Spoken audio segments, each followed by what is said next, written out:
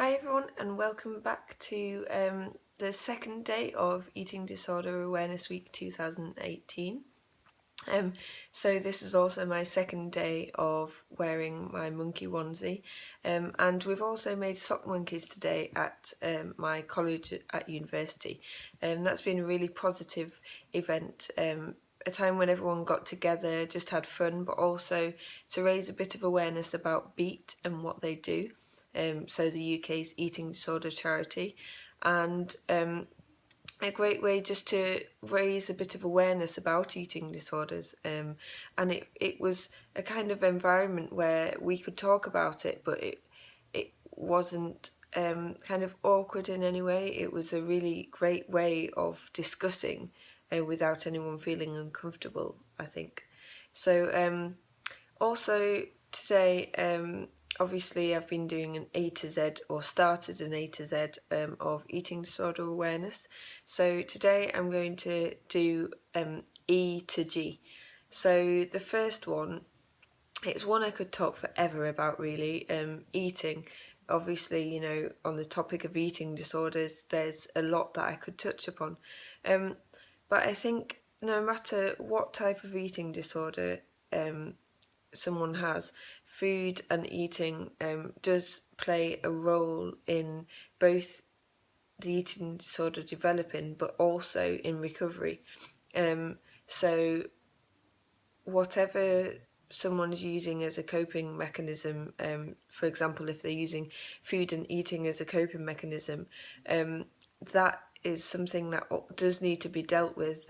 Eating either eating excessively or not eating enough. For example, two symptoms of eating disorders. So I think it sometimes helps not to focus too much on food and eating around someone who's recovering, because that could bring up quite a lot of anxiety for them. Obviously, it depends what works best for the person, so I can't speak for everyone. But maybe have a conversation if you do know someone with an eating disorder on how you can best help them around meal times and around eating. And that may help both of you, so you both know where you stand on that. So the second one, I've decided to go for friends. Now, friends are a really, really important part of recovery, and I'm also going to add family on. I'm going to cheat and add two there, because friends and family, especially, in my recovery, they've been extremely important. And so I think, again, like yesterday, I touched on carers.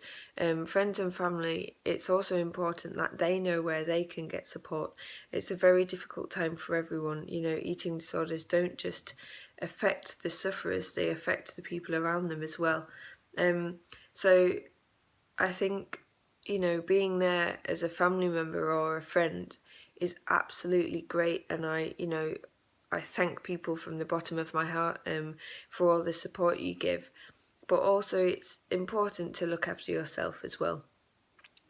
So the third one is G. I've wasn't sure to start with what to say, but then I realised something very important is gender, because eating disorders don't discriminate, and it doesn't matter what gender you are still, it is still possible for someone to develop an eating disorder. It's more common for females to develop it, but males can also develop eating disorders. And I think it's important that no matter what gender you are, you can still develop an eating disorder, and people shouldn't push that to one side.